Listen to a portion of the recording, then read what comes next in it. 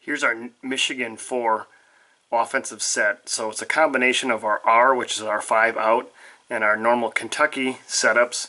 Some of our plays that we had were Xavier, Xavier 2, or Michigan and Michigan 2, and it's really a combination of those things to get plays going to the basket. So we're going to start out in our normal Kentucky set, and we're just going to have, as the ball's crossing half court, 4 is going to come up to the high post in this area. So their home is kind of in this area here, and they're going to do a lot of back screens, ball screens, and then cutting to the block, and then getting back to their starting point here. So if we erase this here, we've got a couple of the movements are going to be, if the point guard has the ball here, if he goes to the corner, it's going to be a back screen for 1, cutting off on the back side here, and then 4, at that point there's an instant isolation for 2. So now they have the ball here. If they don't take it right away, then they're going to just hang tight, and we're going to look for the 4 coming down to the block for a post-up opportunity. And then everybody else just fills high. So if 1 was cutting through off the back screen, they're going to go out here. 5 is sprinting over to fill this spot. 3 is sprinting up here. So it's very similar to our R open offense, where we're just sprinting back to replace.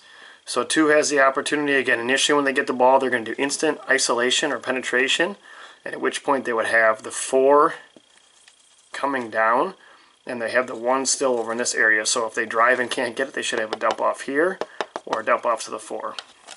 So that's the first set on that.